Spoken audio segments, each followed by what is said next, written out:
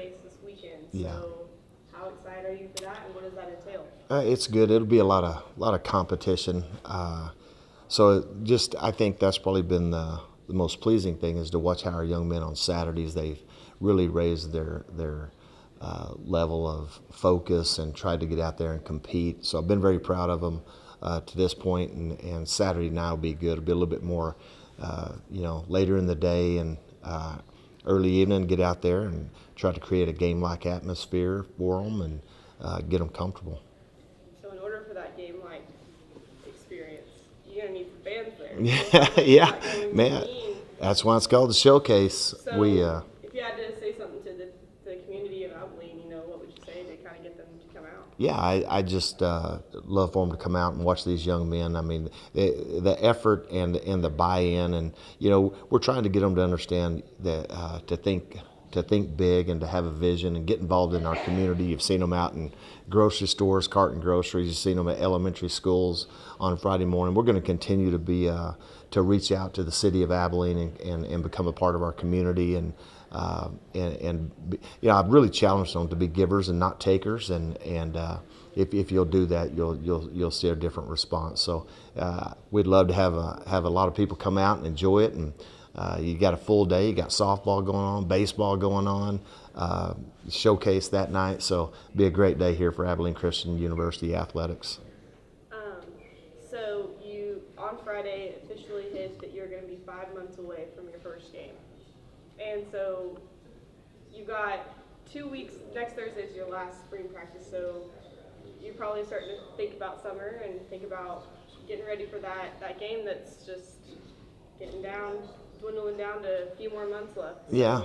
how excited are you for that? Obviously, that's the end goal, is the season opener. But we still have a lot of things to accomplish, with spring ball first, and then you got summer conditioning and summer school and things of that nature. So it's still a little bit of ways, but we also like for our young men to be able to focus on the big picture and really. We focus on being the Western Athletic Conference champions, and that's our goal. And to do that, we still have some things in between now and the beginning of the season that we have to accomplish. Coach, looking at just how far you've come this far, where are you seeing the most growth from your players at this point in the season?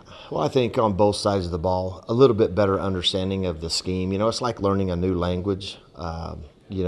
Some things that you call may have been the name of another play, offensively or defensively.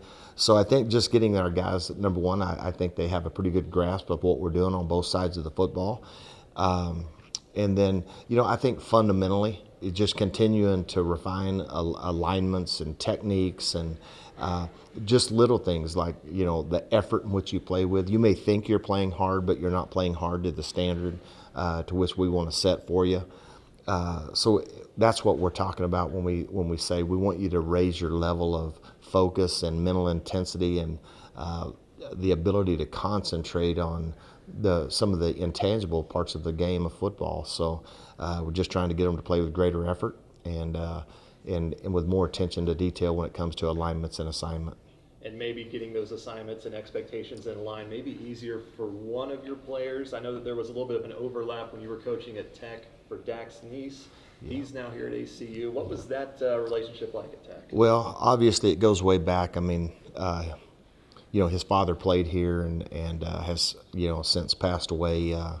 And Greg Neese is a high school coach here in the state of Texas, and which is his uncle. And I've known Greg all the way back to his college days, and even when he was a high school football player in Edmond, Oklahoma. So there's a little bit of a history. And then being at Tech the same time Dax was there. He's a tremendous young man and does everything that we ask him to do. And really proud of him. And there's no doubt. I mean, anytime you can do that, it's good to.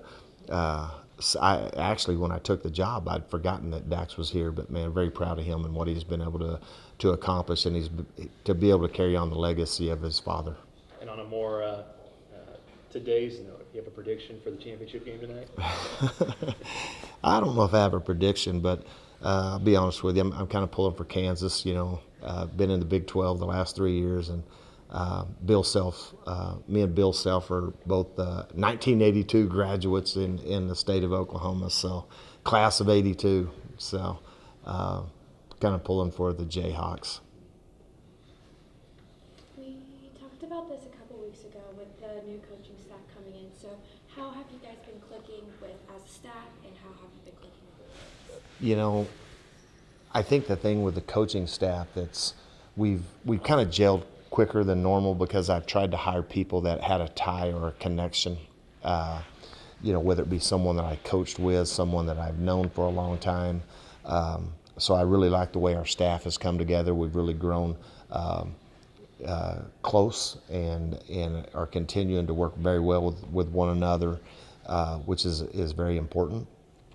The players, and I think players see that. So when you have a close-knit staff, I think players adapt quicker and the players buy in quicker because they see continuity within your coaching staff, and I think that's very important. You can't fool kids, and they see it, and they see the connection that our staff has, and if they're close, then our players are going to be close. In terms of format for the game on Saturday, what can fans expect to see?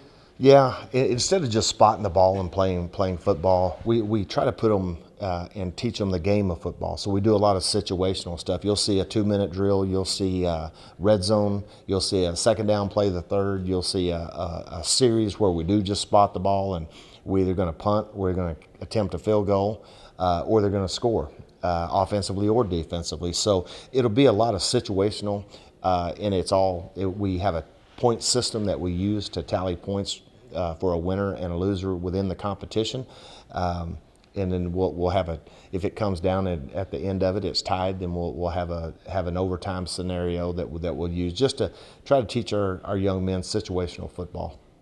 And in terms of scheme for the game in those situations, what can we expect? We're just going to cut it loose and compete, and you'll see it wide open on both sides. I mean, we don't have any secrets. It's just about again, some of the things that we had talked about earlier, being fundamentally sound, just trying to refine. We almost treat it like an exam. Here's what we've taught to this particular point through the first 3 weeks of spring football. Now, how much do you retain? How much can you execute? And it just kind of gives us a better understanding of where each one of our players are, not just from a physical standpoint, but also from the mental standpoint and the ability to transition that onto the field. And how excited are you for that game on Saturday, seeing the fans in the stadium? Yeah, I like it. It's just been, we've had beautiful weather both Saturdays. It's supposed to be beautiful again this Saturday from what I can gather, looking at the forecast. And, again, we'd like to just encourage anyone that wants to come out and just watch a little bit of football and start getting a little bit excited about next season. But it is. It's just because anytime you start getting toward the end of spring football, there is an excitement level, and the kids can kind of see the end of it now coming.